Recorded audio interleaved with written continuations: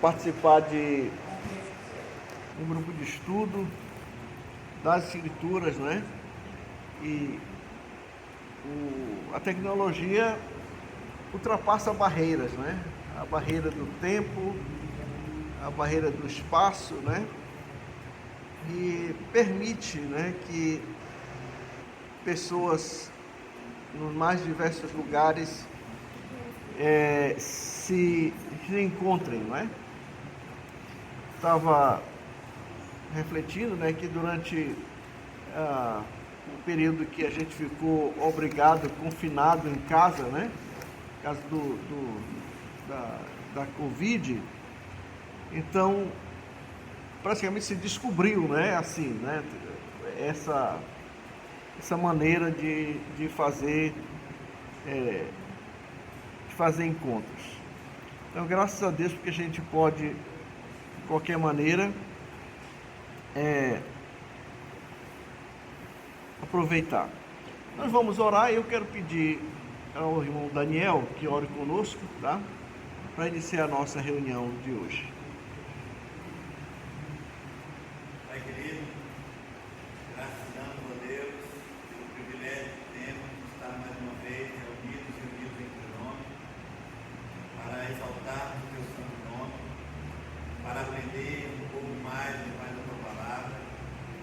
Deus venha falar aos nossos corações, esteja abrindo as nossas mentes, os nossos corações, para que possamos entender e pôr em prática, Pai, aquilo que também vamos aprender. Fica, ó Deus, conosco, nos abençoa, nos dirige, nos toma, Pai, nas tuas mãos, perdoa os nossos pecados, aumenta a nossa fé em Ti. Nós rogamos essas bênçãos agradecidos no nome de Jesus. Amém. Pois bem, irmão, vamos passar ao nosso estudo. Nós estamos estudando, como todos sabem, a Epístola de Paulo aos Romanos, e nós fizemos uma parada, né, no capítulo 2, visto que os capítulos 1 a 18 e o capítulo 2 e parte do capítulo 3 tratam do juízo de Deus, e este é um assunto que permeia toda a Escritura, né? Então eu resolvi dar uma parada no fluir da Epístola de Paulo aos Romanos, para que nós tomássemos conhecimento daquilo que eu chamei aí, a folha que os irmãos têm em mãos, né? Os 7 julgamentos ou juízos da parte de Deus que nós encontramos nas Escrituras. Como eu mencionei da vez passada, esses não são os únicos julgamentos, né? A gente poderia acrescentar outros, como o julgamento que houve no Éden, né? Deus trouxe o juízo sobre Adão e Eva, a criação, na época de Noé também, e em outras ocasiões, especialmente durante a história de Israel, Deus fez pesar o seu juízo, né? A famosa passagem de Daniel, capítulo 5, que trata do... Fala mais alto. Não, Daniel capítulo 5. O banquete de Belsazar, né? É como alguém falou, diz, o último banquete, o último carnaval da Babilônia, né? Foi um sermão que eu vi e realmente, né? Ele pretendeu fazer um carnaval ali e o juízo de Deus caiu sobre ele, né? Eu quero dizer também, nós temos estudado aqui no nosso grupo, que na presente dispensação, Deus não está derramando juízo. Lembremos-nos, o apóstolo Paulo disse, Atos 17, o quê? Que Deus não leva em conta os tempos da ignorância, mas notifica a todos em todos os lugares que se arrependam, porque ele vai julgar um dia o mundo com justiça, né? Através de um que é o Senhor Jesus, a quem, diz o apóstolo Paulo, acreditou diante de todos, ressuscitando-o dentre os mortos, né? Então, este período da graça, irmãos, a dispensação da graça, a dispensação do mistério de Deus, né, oculto antes da fundação do mundo, oculto em Deus, porém revelado ao apóstolo Paulo, conforme seu ensino nas suas epístolas. Este período é o período de oferta da graça. E uma palavra que descreve muito bem este período e que é muitas vezes utilizada pelo apóstolo Paulo é a palavra longanimidade, né? Longanimidade. No próprio texto de Romanos capítulo 2, nós vimos aquele texto em que o apóstolo Paulo olha para os seus interlocutores, né? Particularmente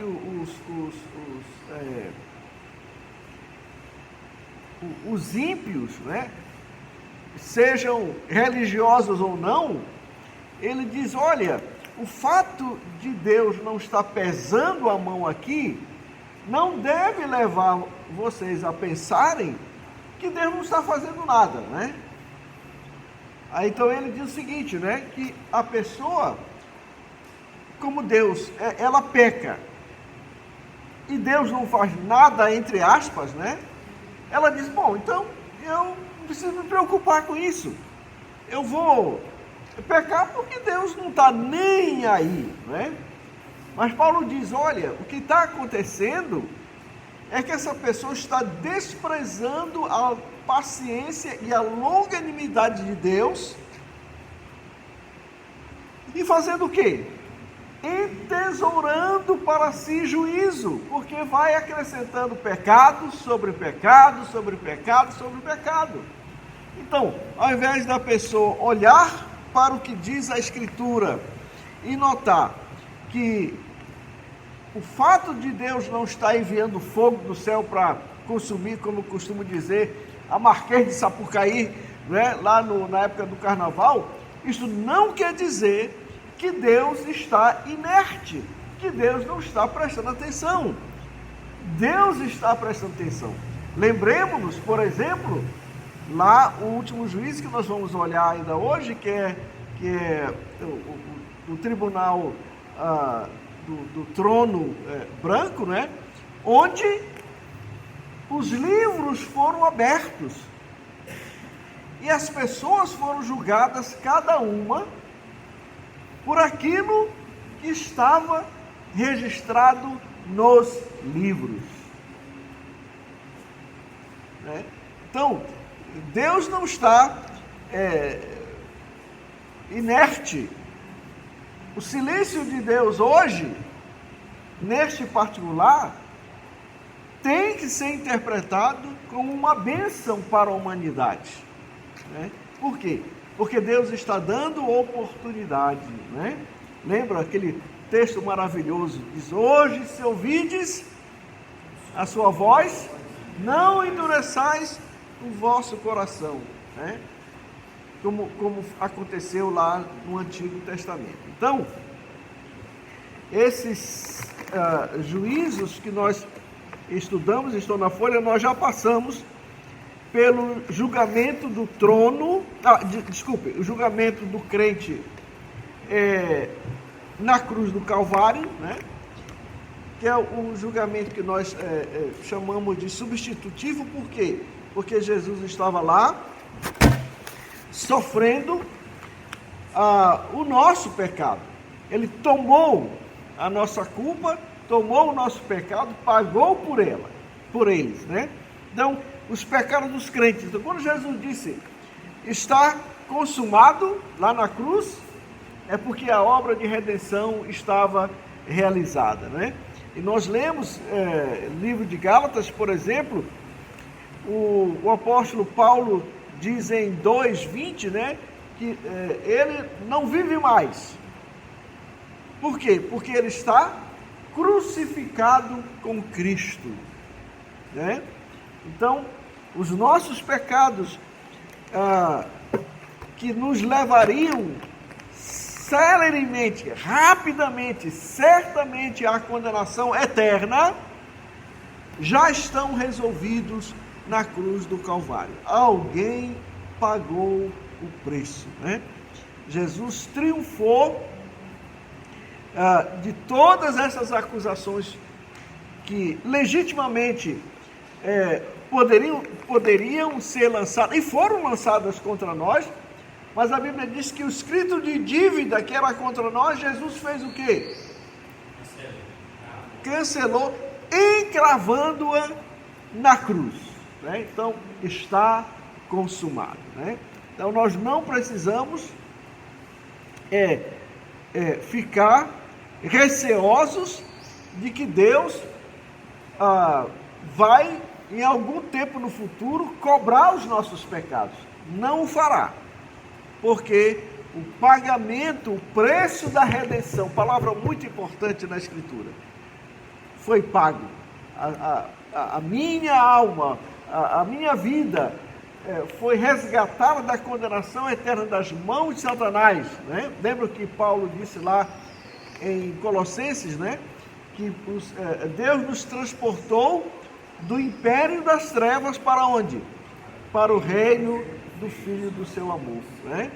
Então, podemos dormir tranquilos, graças a Deus, porque não há mais acusação contra nós, né? Ou melhor, acusação há, porque a Bíblia diz que Satanás acusa, né? Mas não há condenação, é verdade. Satanás ele é insistente, né? Ele tenta fazer a sua obra da melhor maneira possível, só que ele não pode desfazer aquilo que o Senhor Jesus Cristo fez na cruz do Calvário, né? O segundo que nós vimos na vez passada foi aquilo que eu chamei de auto-julgamento do crente. O crente, estamos falando agora do crente, né? Cujos pecados estão perdoados, mas nós sabemos que nós ainda cometemos pecados, né? Então, ainda que não sejamos condenados pelos nossos pecados, nós precisamos tratar deles da maneira como a Bíblia manda. E por isso nós precisamos nos o quê? Autoexaminar. Examine-se, pois, o homem a si mesmo, né? Efésios 4, 17 a 32, o apóstolo Paulo dá ali uma breve descrição de como o crente deve tratar o seu pecado, né? Como é que, o que Deus nos orienta a fazer? Então, o que Deus nos orienta a fazer? Está lá em Efésios 4, 17 a 32, especialmente, ou seja, examinou-se, achou alguma coisa errada, o pecado, o que o crente deve fazer? Abandonar. Eu quero enfatizar que o apóstolo Paulo não usa a palavra arrependimento. Ele diz, abandone. Por quê? Porque a Bíblia diz, ele vai dizer lá nos capítulos 6 e 7, que o pecado não terá mais o quê? Domínio sobre nós, né? Parte muito importante da Epístola de Paulo aos Romanos, depois de falar da nossa salvação, capítulos de 1 até 5, 6 e 7, o apóstolo Paulo vai tratar da nossa santificação, baseada na nossa justificação. Aí você vai ver muita coisa interessante, né? Sobre esta questão. Então, o crente precisa, sim, irmãos, examinar-se, né? Examinar-se a si mesmo. E fazer o quê? Abandonar o pecado. Aquele que furtava, aquele que mentia, não minta mais, e assim por diante. Então, tem aquela dinâmica, não é? De, como o apóstolo Paulo coloca, o velho homem já foi abandonado. Diz agora, revista-se do novo homem. Né? Todos os dias, momento após momento, irmãos, à luz da palavra de Deus, nós temos que tomar uma decisão com as coisas na nossa vida. Se nós obedecemos ou se nós vamos desobedecer. Né?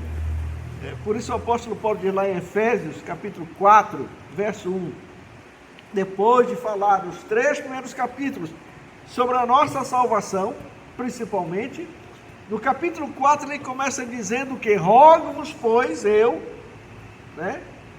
O quê?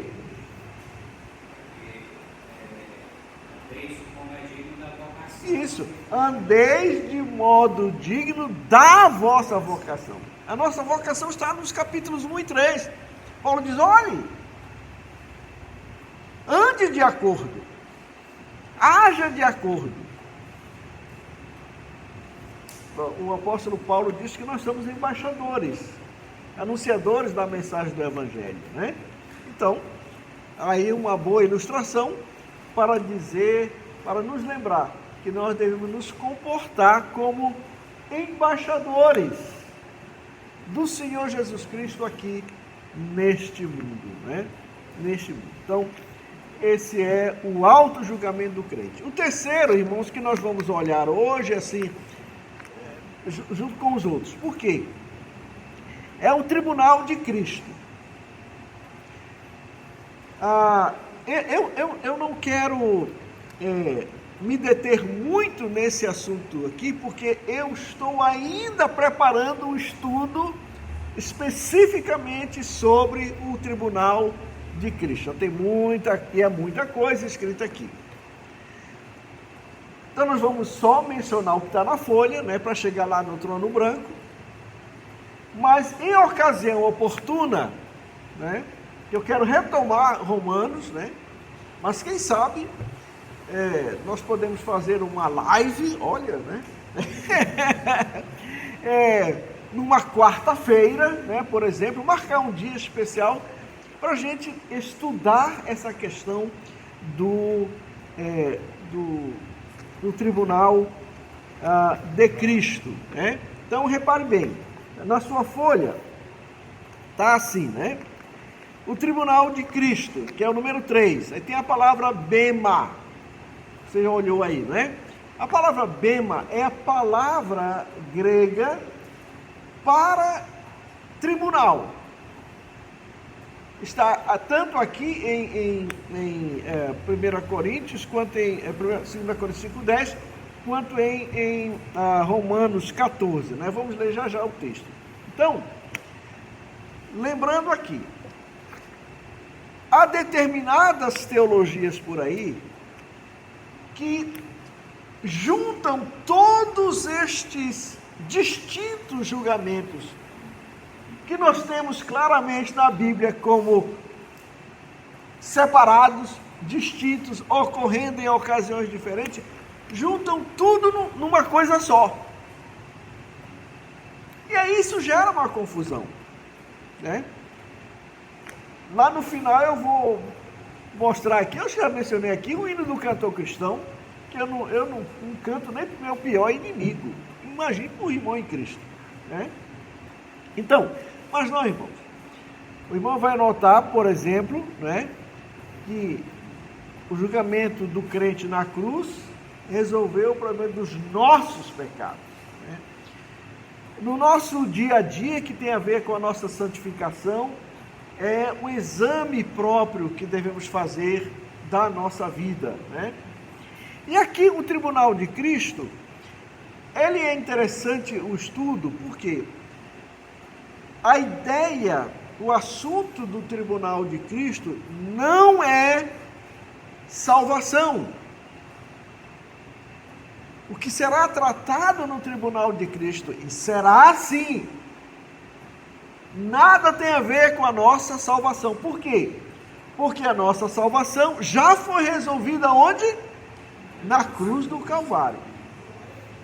Então, aqueles que comparecerão perante o tribunal de Cristo, o bema, todos serão crentes em Cristo, cujos pecados foram perdoados na cruz do Calvário, que viveram aqui neste mundo não sei quantos anos, né? Andando com o Senhor, mas comparecerão, e Paulo diz, todos compareceremos perante o tribunal de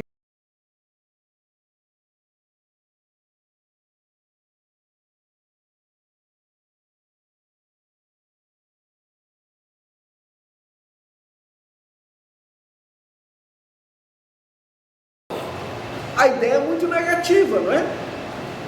É ou não é? Para o tribunal a ideia é negativa. Mas nem todo tribunal, na época do apóstolo Paulo, tinha ideia negativa. Porque havia um tribunal chamado Bema, ou que era usada a palavra Bema, onde a questão não era decidir se alguém seria posto fora da comunhão, não. O Bema era um pódio, uma coisa elevada, que os juízes nas Olimpíadas, as Olimpíadas não são coisa do nosso tempo, Paulo já fala disso no tempo de Paulo, onde eles distribuíam o quê? O galardão.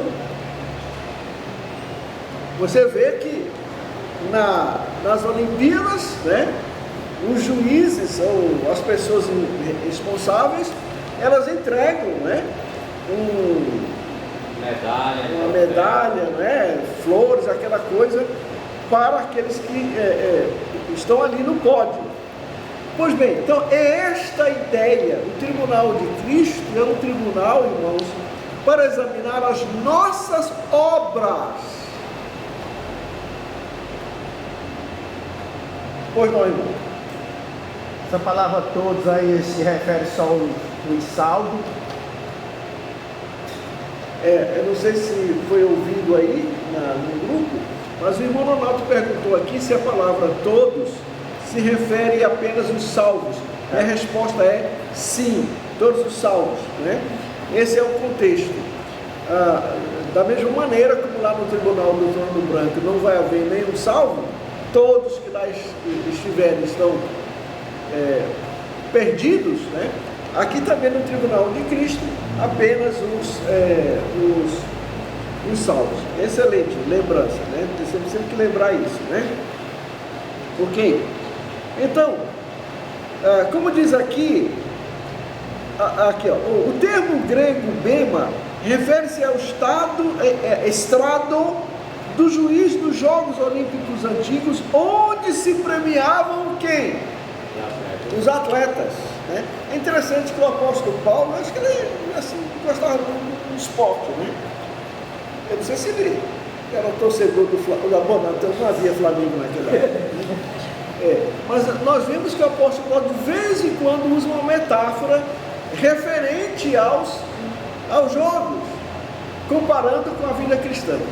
E aqui, quando ele usa a palavra bema, tribunal, então ele está lembrando, né, daquilo que acontecia nas Olimpíadas lá na Grécia, né? Então vamos ler agora o que diz a palavra de Deus a respeito desses textos, ok? 2 Coríntios 5:10. O som tá bom? Ok. 2 Coríntios 5:10. Porque importa que todos nós comparecemos perante o tribunal de Cristo, para que cada um receba segundo o bem ou o mal que tiver feito por meio de Cristo. Isso. Eu vou pedir para o irmão ler mais uma vez, mais alto um pouco, tá bom? Porque importa que todos nós comparecemos perante o tribunal de Cristo, para que cada um receba segundo o bem ou o mal que tiver feito por meio do culto. Então, repare bem, cada palavra aí é importante, né? Importa, ou seja, é necessário. que todos o quê? A palavra todos aí, não é isso? Tem a palavra todos? Compareceremos, né? O que mais? Perante, é isso? O tribunal, o bema de Cristo para quê? Para recebermos, como é que é? Através do corpo, né? Então, o apóstolo Paulo vai explicar isto de maneira mais clara no texto padrão, vamos assim dizer, que é 1 Coríntios capítulo 3. Todo aquele capítulo trata deste assunto, né? Então, reparem, a palavra corpo na Escritura, a gente precisa ter bastante atenção para o uso da palavra, porque a palavra corpo é utilizada para o nosso corpo, né? Refere-se ao corpo de Cristo, aquele que foi pendurado na cruz do Calvário, refere-se também ao corpo de Cristo, à igreja, né? Aqui, evidentemente, a ideia é o que? É o nosso corpo, né? A nossa vida aqui. Então a gente tem que ter muito cuidado para não, porque eu já ouvi alguns dizerem, né, que a palavra corpo aí refere-se à igreja, mas o contexto de 1 Coríntios capítulo 3, esse 5:10 aqui, remete à nossa performance, à maneira como nós nos comportamos pessoalmente. Evidentemente pode ser em relação ao corpo de Cristo, né? Mas aqui somos nós que estamos sendo julgados, né? Vamos ler então agora Romanos 14, capítulo 10, Romanos 14, versículo 10 a 12. Mas tu, porque julgas teu irmão, ou tu também, porque desprezas teu irmão, pois todos havemos de comparecer ante o tribunal de Cristo. Porque está escrito: pela minha vida, diz o Senhor, todo joelho se dobrará diante de mim, e toda língua confessará a Deus, de maneira que cada um de nós dará conta de si mesmo a Deus. A Deus. Então, mais uma vez, o contexto, aí relacionamento, né? E Paulo diz, olha, nós vamos comparecer. Não julgue antes do tempo, nesse sentido, né? E, evidentemente, nós não vamos fazer a leitura hoje aqui, 1 Coríntios, capítulo 3, texto em que o apóstolo Paulo longamente fala sobre este assunto, desvendando-nos detalhes que não estão em outros textos da Escritura, sobre o tribunal de Cristo. Mas é interessante, irmãos, nós notamos o seguinte aqui, veja o versículo 15 de 1 Coríntios capítulo 3. Mas se o trabalho de alguém for destruído pelo fogo, então esse construtor perderá a que fez, porém ele mesmo será salvo, como se tivesse passado pelo fogo, para se salvar. Está vendo? Nós pegamos o bonde aqui andando, né? Então Paulo está dizendo que as nossas obras, elas poderão, são comparadas a materiais duráveis e materiais perecíveis. Materiais duráveis, ouro, que mais? Prata e pedras preciosas. São materiais que, submetidos ao fogo, ao juízo, ao escrutínio, ao julgamento, eles não perdem propriedade. Pelo contrário, o ouro fica mais puro, a prata também, e o diamante fica, as pedras preciosas permanecem intocadas, né? Então, no nosso estudo posterior, nós vamos estudar sobre isso, né? Porque quando Paulo separa as coisas assim, dessa maneira, não é porque ele estava fazendo poesia, não, né? As coisas realmente são diferentes. Por outro lado, irmãos, as nossas obras podem ser o quê? Palha, feno, Palha, feno. feno ou madeira, né? Madeira, feno ou palha, que são materiais perecíveis e que nós sabemos não resistem ao fogo. Por isso o texto que foi lido diz que os crentes submetidos, e nós seremos submetidos a este juízo, seremos examinados,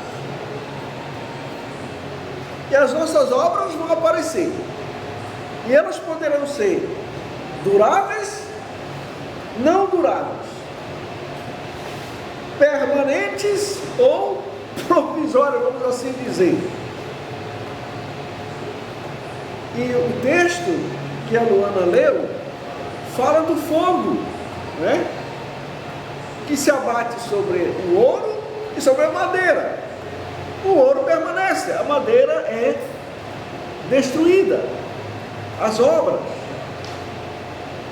Mas o apóstolo Paulo diz: como que não, o que está em vista aqui não é a salvação, e sim a nossa resposta diária à graça de Deus. Eu acho interessante o apóstolo Paulo dizer o seguinte, né, que a pessoa será salva, sim, mas como que? Através do fogo, né? Tem uma expressão que eu acho que deve ter por aqui também, chamada pular uma fogueira, né? Entrou na mar. Como é que é, irmão? Tem alguns portugueses que disseram, entrou na mar, entrou na mar. Mas Entrou na mar, pois é. Eu me lembro do meu, hoje já falecido colega, como é que ele esquece o nome da pessoa? Abdoral. Não, ele faleceu aqui em Imperatriz, Adalto. Fomos colegas de seminário. Quando eu cheguei ao seminário, ele estava no 3º ano. Morei junto com ele 1 ano. Pavoroso. Fui morar com ele, né? Gente boa, crente, né? Nome de oração e tal. E eu me lembro de uma mensagem que ele deu na capela do seminário sobre esse texto, 1 Coríntios capítulo 15, 1 Coríntios capítulo 3. E ele disse o seguinte, ao final de 100, irmãos, é o que eu estou dizendo aqui, né? Mas ele disse, mas esse fulano vai sair com os fundinhos chuviscados. Essa expressão que ele usou, né? E é verdade, salvos que através o tribunal de Cristo, né? Acontece, obviamente, depois do arrebatamento da igreja, nos céus, e depois disso a igreja será apresentada como imarcessível, sem ruga, sem mácula, né? Então muitas coisas vão acontecer, né? Então haverá recompensas, claro, né? Lembra o Bema, o estrado onde o juiz lá na Olimpíada, o que ele fazia? Distribuía prêmios. Então Deus também tem prêmios, incentivos, né? Eu e você devemos prestar atenção, irmãos, nas coroas chamadas, né? A coroa da vida, da glória, de justiça, e que representam posições de autoridade ou honra no milênio.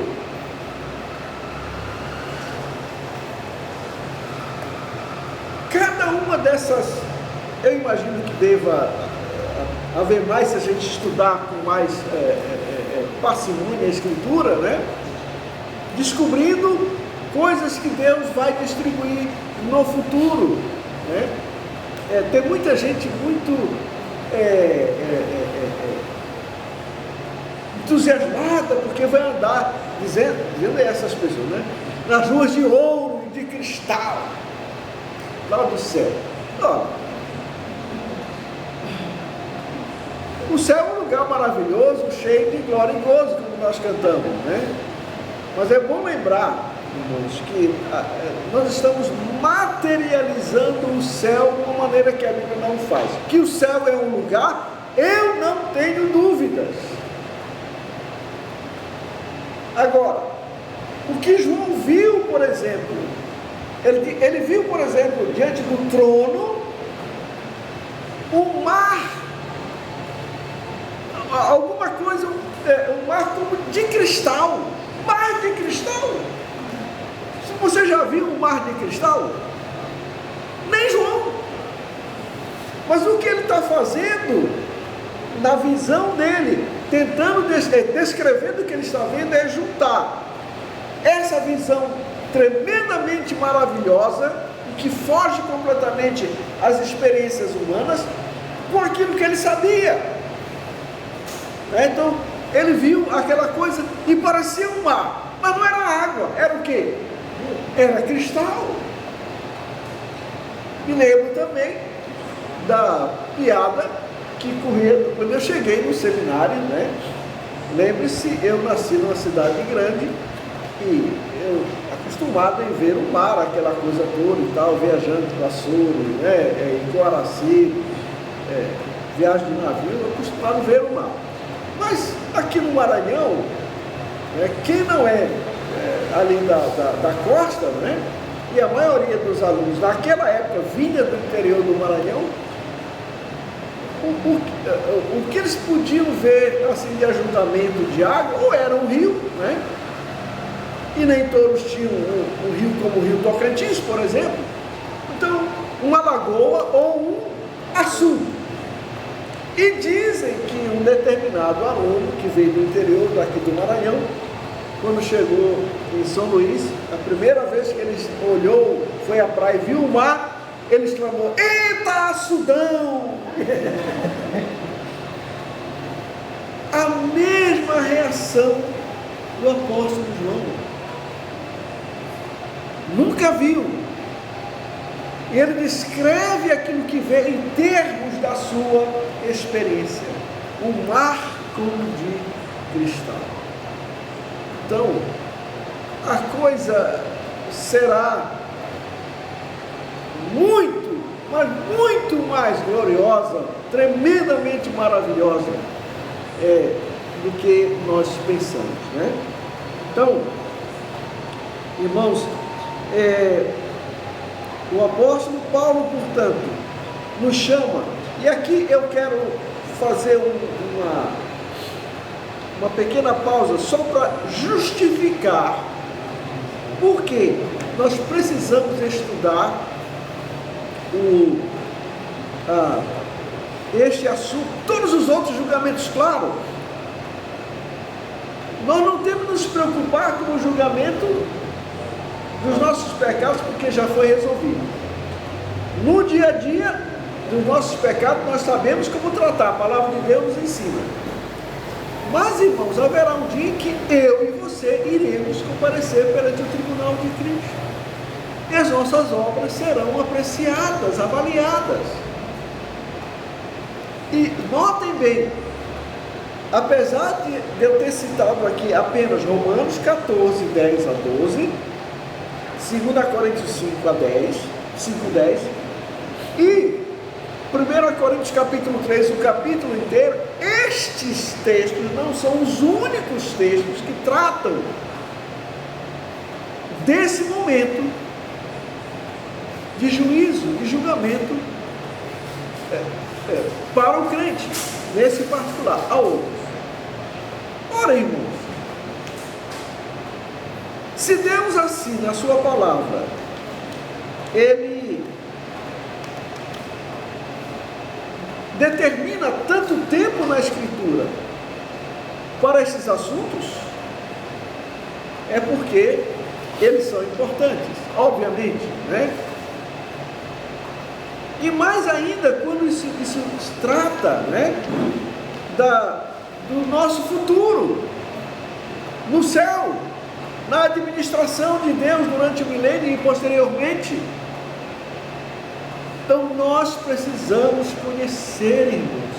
E por que que Deus está nos dizendo que haverá um juízo? Ele não avisou, pelo apóstolo Paulo em Atos 17, aos atenienses incrédulos, disse: Deus não está inerte. O que está acontecendo é que Ele não leva em conta os tempos da ignorância. Mas vocês precisam tomar uma decisão a respeito da mensagem que eu vos apresentei, Jesus Cristo ressuscitado. Por quê? Porque vocês serão submetidos a um julgamento, e esse julgamento tem a ver com a sua condição eterna. É este Jesus que vai presidir o julgamento. Se vocês o rejeitam hoje como Salvador, vocês vão enfrentá-lo como juiz. Estou interpretando o que Paulo escreveu, né? Ele escreveu muito mais simples. Então repare bem, se para o incrédulo Deus mostra o juízo futuro e como disse o profeta a respeito de Israel, prepara-te. E Israel vai ter um encontro com Deus também, né? Então, se Deus está dizendo para o ímpio, prepare-se, porque haverá um juízo, Deus está dizendo a mesma coisa para mim e para você, que somos crentes, salvos. Nossa salvação está garantida, nosso lugar nas regiões celestiais está devidamente contratado pelo sangue da cruz do Senhor Jesus, né? Mas nós precisamos estudar este assunto, porque eu entendo, irmãos, o apóstolo Paulo fala disso, né? Que alguns se envergonharão.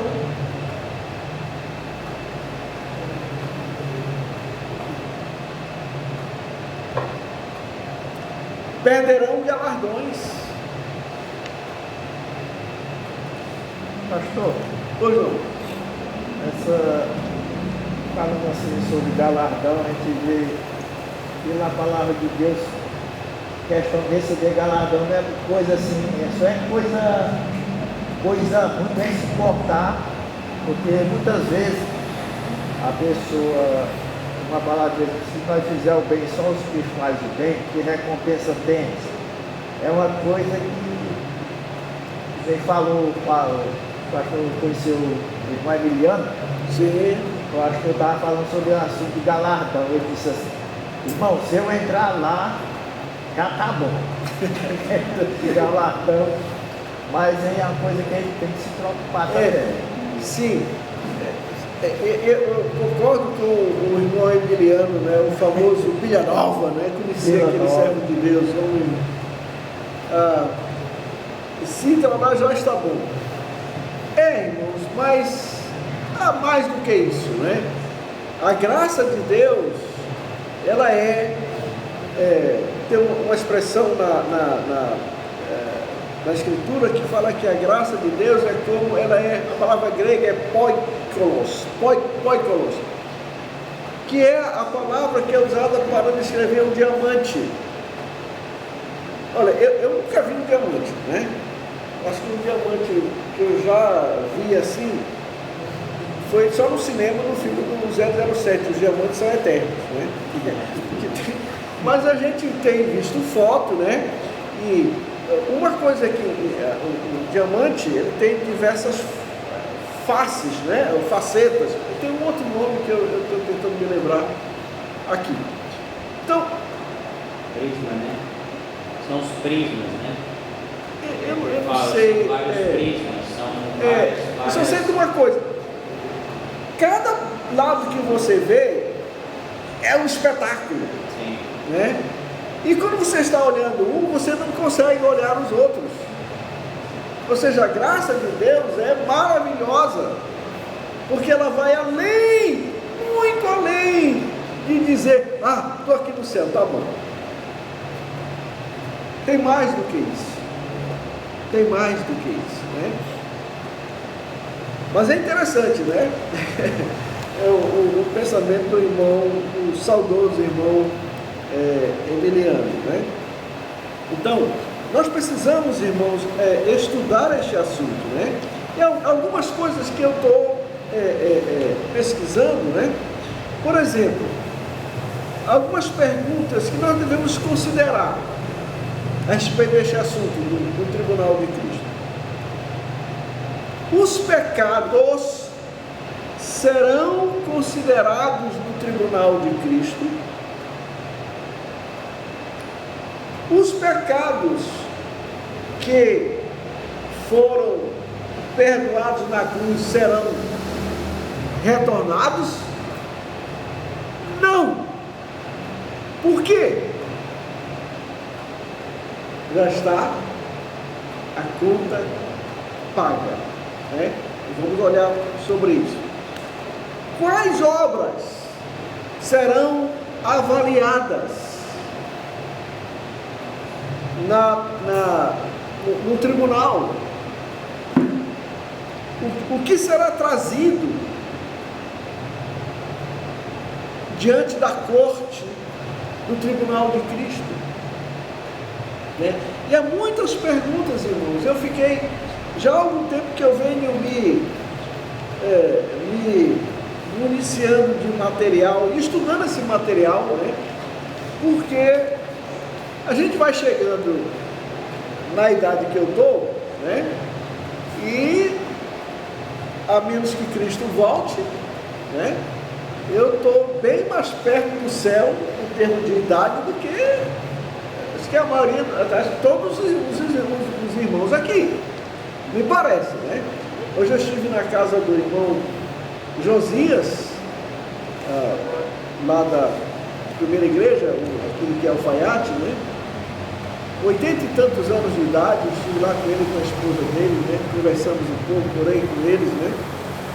Então, estão lá, velhos, né? Com problema de saúde, né? O irmão Josias tem, eu acho que como é que chama? Parkinson, né? A irmã, esqueci o nome dela, França é outra irmã, né? Alguma coisa com França, alguma coisa assim o nome dela, né? Quebrou 2 vezes o fêmur, alguma coisa assim, né? A perna. E ela disse, pastor, quando eu fico em pé, a minha perna direita fica assim, e a outra vem aqui e bate nessa aqui, e por isso que eu caí. Ela tem que usar um andador, né? Para não causar esse mal para si mesmo, né? Então, a gente vai chegando na idade, né? Assim, e o céu está mais perto. Mas o tribunal de Cristo também. Então, eu devo conhecer essas coisas, irmãos. Porque Deus está dizendo a sua palavra para quê? Para que eu e você, nós estejamos preparados. Né? Deus, nós não vamos poder dizer, aliás, não tem essa ideia. Né? Obviamente eu estou só fazendo uma, como é que a gente chama? Uma teorização, né? Não vai ter ninguém, Senhor, mas eu não sabia. E tinha esse tribunal, eu pensei que a gente já vinha aqui no céu para tocar harpa e pular de nuvem em nuvem, andar nas ruas de ouro, ruas de cristal, né? Comer do fruto da árvore da vida e beber da água do rio que vem do trono e tal, né? Eu não sabia. Como você não tinha uma Bíblia? Eu tinha, né? Inclusive eu levava todo domingo à noite, eu levava ela para a igreja, Senhor. E como a gente raramente ouve, eu confesso aos irmãos que foram poucas as vezes que eu preguei sobre este assunto. E mais do que isso, ensinar sobre esse assunto. Porque sermão de domingo à noite, né?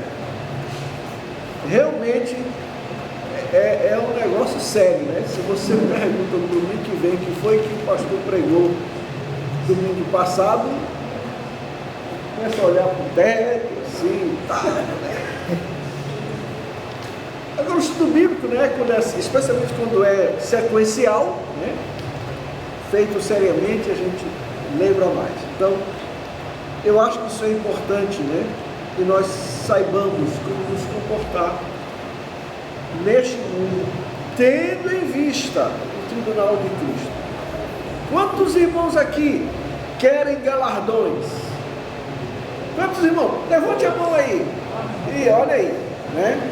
Eu também quero, né? Não há nada errado nisto, né? Aqui não há lugar para aquela falsa humildade, né? Eu me contento apenas de estar aqui perto do Senhor Jesus, né? Não, Deus está dizendo, aqui o galardão, né? E mostra para nós quais são, onde é que nós vamos agir. Nós não vamos ganhar todos os galardões, me parece, né? Eu ainda não estou bem enfronhado no assunto, né? Estou trabalhando na pesquisa, mas eu entendo que haverá áreas de atuação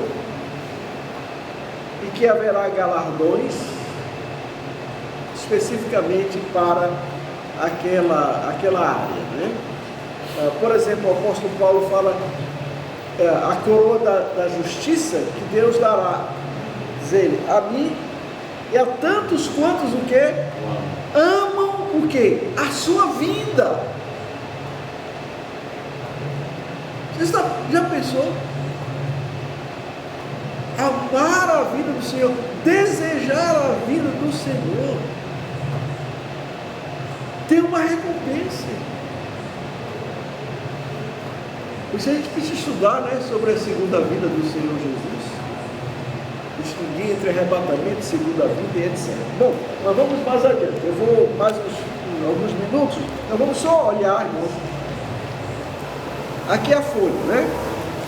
O quarto julgamento é o julgamento das nações gentias ou gentios, que vai ocorrer. Infelizmente eu não coloquei na apresentação o gráfico, né? Mas as coisas acontecem numa certa sequência, né? Então, Cristo Jesus veio, morreu na cruz, então, crucificado, morto, sepultado, ao terceiro dia ressuscitou, 40 dias conversando com os seus discípulos, com os 11, né? Naquela ocasião. E então ele foi assunto aos céus. Assunto aos céus. Os 11 começam o seu ministério, incluem Matias, conforme a ordenação da palavra, né?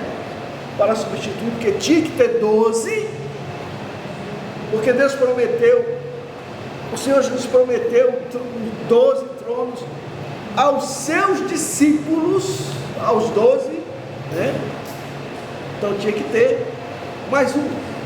Tem gente que diz que Matias não foi o erro, que espera Paulo. Não, o Espírito Santo não disse que eles tinham errado, porque se tivessem, ele teria dito, né? O que acontece lá no capítulo 9 de Atos é a conversão de Saulo de Tarso. Então nós temos um novo apóstolo, uma nova mensagem para um novo povo. A vós que estáis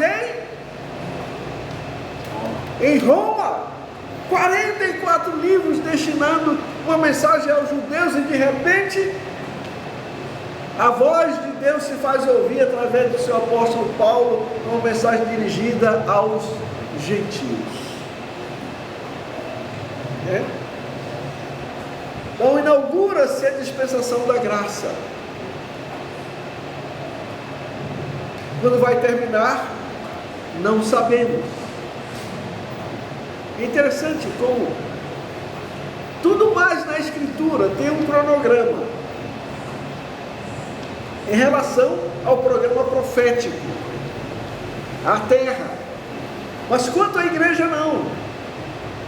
Nós sabemos quando começou, mas não sabemos quando vai terminar. Não sabemos. Mas no dia que a igreja for arrebatada, e há alguns que também não creem no arrebatamento da igreja, lamento muito, né? É uma escolha que fazem, né? Por quê? Porque a Bíblia é tão clara em falar do arrebatamento da igreja, distintamente da segunda vinda, quando Jesus voltará à terra, no arrebatamento. A Bíblia diz em 1 Tessalonicenses 4, 13 a 18, que ele descerá dos céus, os mortos em Cristo ressuscitarão primeiro, depois os vivos serão transformados, e juntos, ressuscitados e transformados, subiremos para o encontro de Jesus nos ares, estaremos para sempre com o Senhor. Quando você compara a descrição que o apóstolo Paulo faz aqui em Tessalonicenses, também,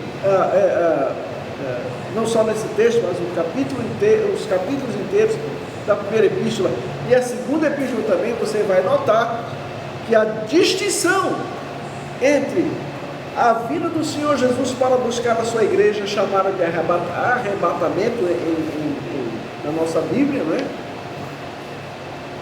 E a segunda vinda, que vai ocorrer depois que a igreja estiver nos céus arrebatada, e na terra se inaugura os 7 anos de tribulação, de dificuldade, não só para os judeus, mas para todos os habitantes da terra. E ao final dos 7 anos, aí sim, Jesus vem agora, Apocalipse capítulo 19, a descrição completamente diferente.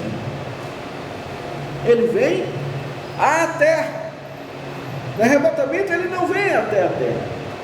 Nós o encontraremos onde? Nos ares. Né? E a gente, você já pensou? Quantos dos irmãos aqui já viajaram de avião? Quase todo mundo, né? Tem gente que tem medo de viajar de avião. Tem um ali.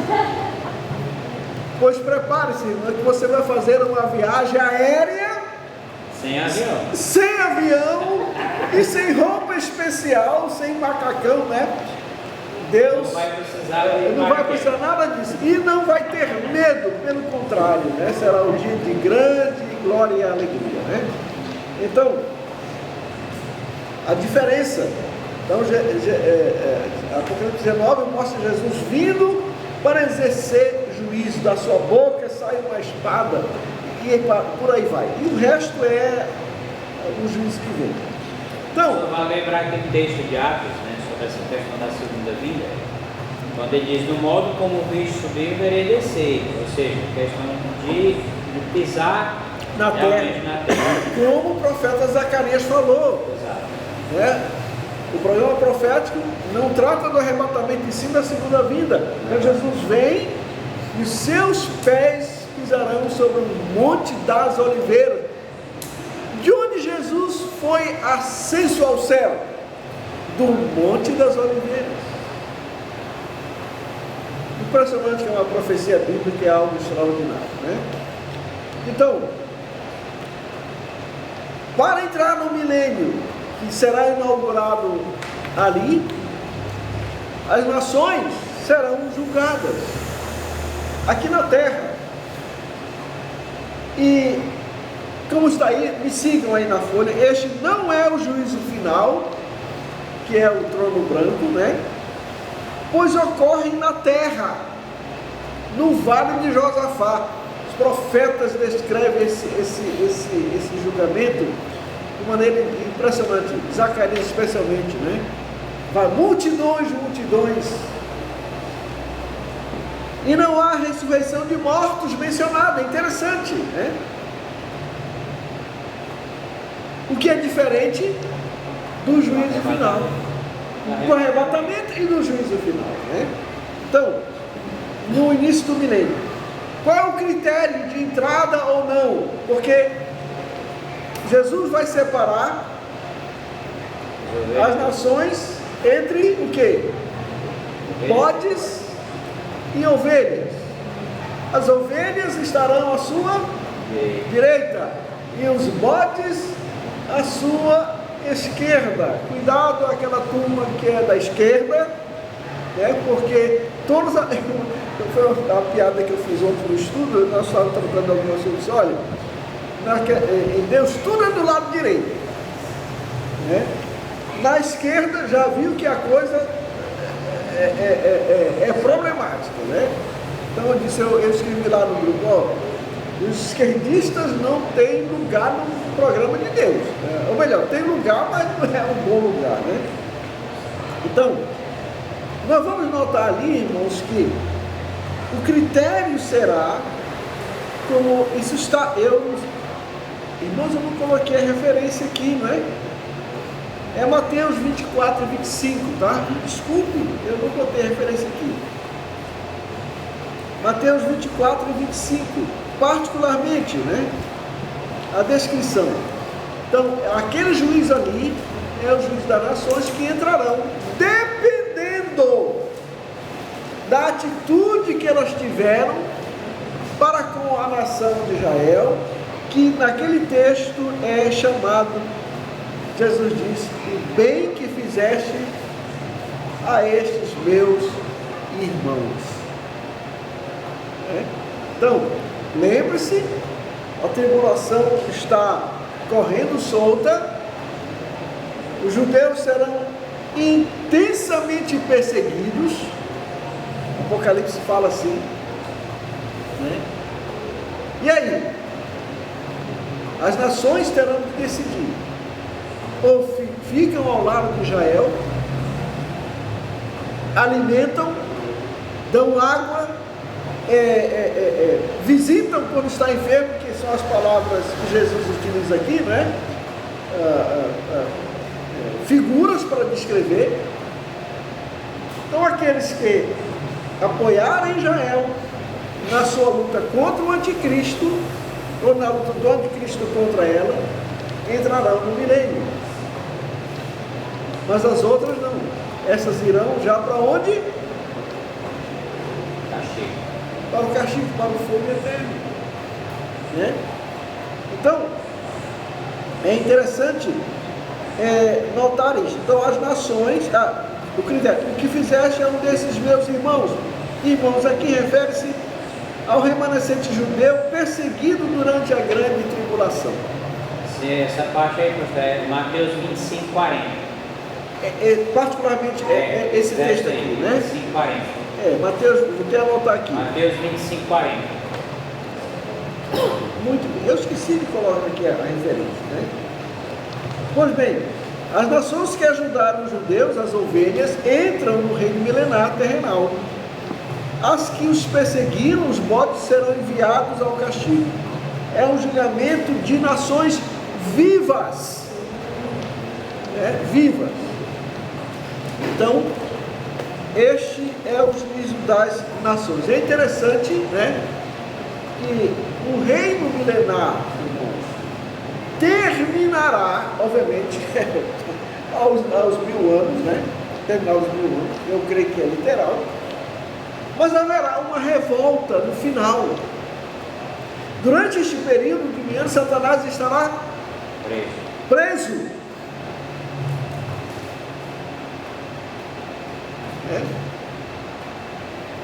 Ao final será solto e ele arrebanhará. Mas como?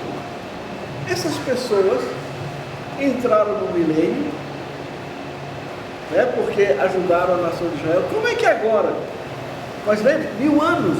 E o texto, não só os profetas falam que se reproduzirão. Então, muito provavelmente, com certeza, estes que Satanás vai arrebanhar durante o final, são aqueles que estão muito incomodados com a regência do Senhor Jesus sobre aquele reino, que é descrita no Apocalipse como o quê? Ele vai regê-los com vara de ferro.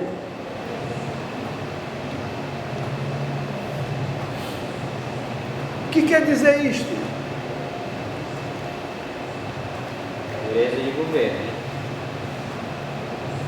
Governo duro. Duro.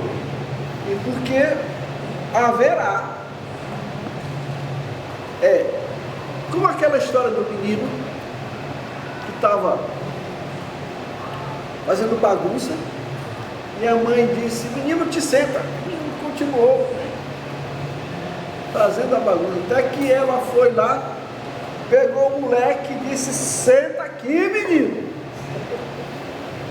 E o moleque disse: por fora eu estou sentado, mas por dentro eu estou em pé. Então eu imagino que isso será o que vai ocorrer, né? Notem, Satanás está lá o quê? Preso. Ele não tem a liberdade, portanto, de atuar tentando as pessoas.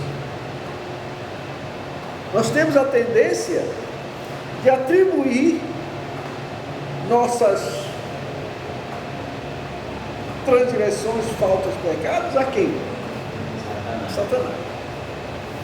Não vou dizer que ele não tem uma parte importante, porque a Bíblia diz que nós temos 3 inimigos: o mundo, a carne e o diabo. 1 Coríntios capítulo 3 vai mostrar isso claramente, né? Então, o diabo utiliza o sistema do mundo para arrebanhar os prazeres da nossa carne e nos fazer afastar da vontade de Deus. Mas naquele dia, naquela época, o mundo será perfeito.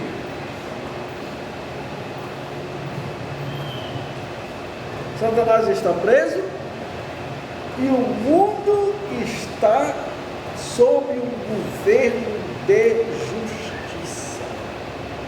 Não há nada de errado. O que restou? A nossa carne.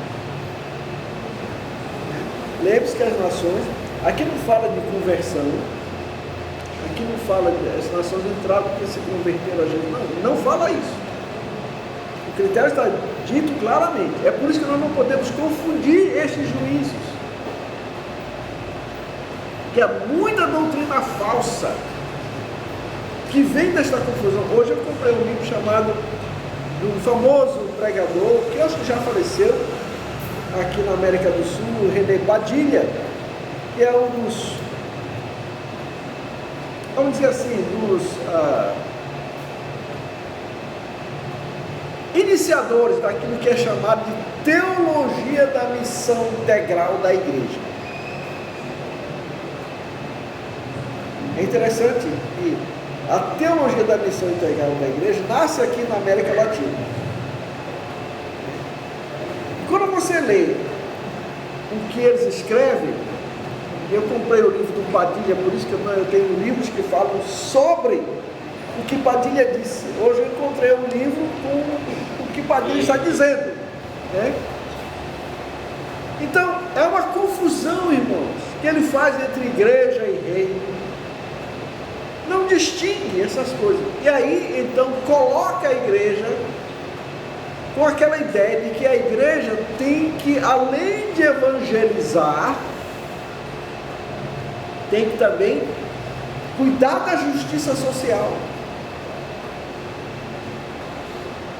Eu não estou dizendo, irmãos, que a igreja não tem responsabilidade social. Tem. A Bíblia fala disso. A igreja, o apóstolo Paulo disse que enquanto estiver em nós, devemos fazer o quê? O bem a todos, mas principalmente a quem? Você está vendo que isso já vai muito diferente do que muita gente diz aí fora, né? Então a igreja tem responsabilidade, sim, né, de ajudar as pessoas. Eu acho bom quando a igreja, eu não estou dizendo nem, mas é um exemplo. Como é que chama esses que a gente faz na igreja? Ação social. Eu não acho que é o ideal. Eu acho que deveria ser uma coisa mais constante, né? Mas isso é uma prova, né? E olha quantas pessoas não são abençoadas, né? A gente constrói um prédio, né? Tem igrejas aqui na nossa cidade que tem prédios de educação religiosa maravilhosos, salas e mais salas, né? Ar-condicionado, quadra, etc. Passa a semana inteira fechada, não há nada, não há um curso de tricô, de sapateiro, um ambulatório, nada disso, né? Agora, isso não é motivo para a gente. O que acontece é que a gente esquece o Evangelho, que isso sempre tem acontecido, e vai para encher a barriga então, muitas vezes, o que a igreja faz? Enche a barriga da pessoa, esquece do Evangelho e manda uma pessoa saciada para onde? Para o inferno. Então, a confusão existente é interessante, né? Porque quantas pessoas Jesus curou durante o seu ministério aqui na terra? Todas as pessoas? Não. O que nós temos é que todas aquelas que vieram a ele as curou. Mas ele não fez campanha, né, para sair por aí curando, etc. Não. Há muitos que morreram, que continuaram leprosos. Então, a ideia de que Jesus veio para fazer o bem, no sentido de que ele veio aqui para melhorar o mundo, eu me recusei, vai ficar gravado, né? A dar uma lição de escola bíblica dominical lá na igreja, porque era um assunto missão integral. Eu disse, não vou dar essa lição, porque um dos revistas da ICEB, a revista sobre missões, tem boas lições, mas tem umas coisas cavernosas naquela revista, e uma delas é essa. A gente teve a coragem de escrever: enquanto evangelizava o mundo, Jesus melhorava o mundo. Eu pergunto aos irmãos, o mundo ficou melhor quando Jesus subiu aos céus? Nem a turma que andava atrás dele permaneceu. Daquelas multidões de 5 mil, 15 mil pessoas, tinha 120.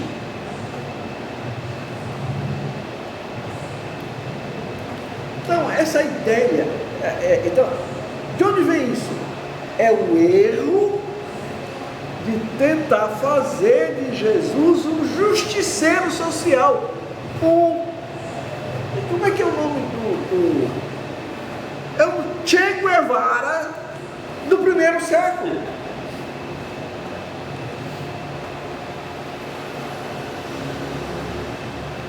E Jesus inaugurou o comunismo.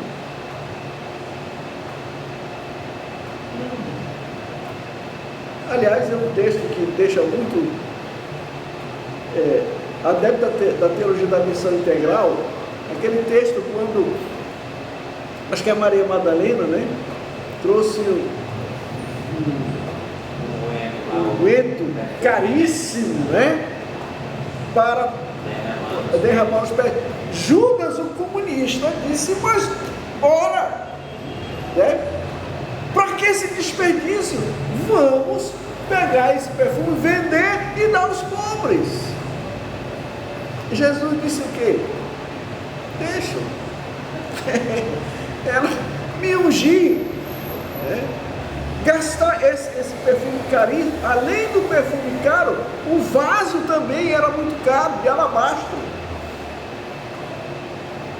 Então, não há lugar, irmãos, para essa ideia aqui, né? Olha, eu vou parar aqui porque o tempo já está muito adiantado, né? Os irmãos aqui na sala e também na internet. Então vamos parar aqui. Então na quinta-feira que vem, parece que eu vou ficar por aqui até a próxima quinta-feira, irmãos, ainda, né? Nós vamos continuar para encerrar o julgamento de Israel, dos anjos caídos e do grande trono branco. Tá bom? Alguma pergunta que os irmãos queiram fazer? Alguma colocação? Alguma coisa que não achou que eu deveria dizer, não disse, né? Tem isso também, né? Mas se não, nós vamos encerrar com oração, né? Vamos pedir ao pastor que encerre com oração. Oremos. Pai bendito e amado, mais uma vez, Senhor, na tua presença aqui em estudo, agradecemos a Deus por este privilégio que temos. Louvamos o teu nome, ó Deus, porque a tua palavra renova as nossas forças e dá-nos, ó Deus, o alimento para a nossa edificação.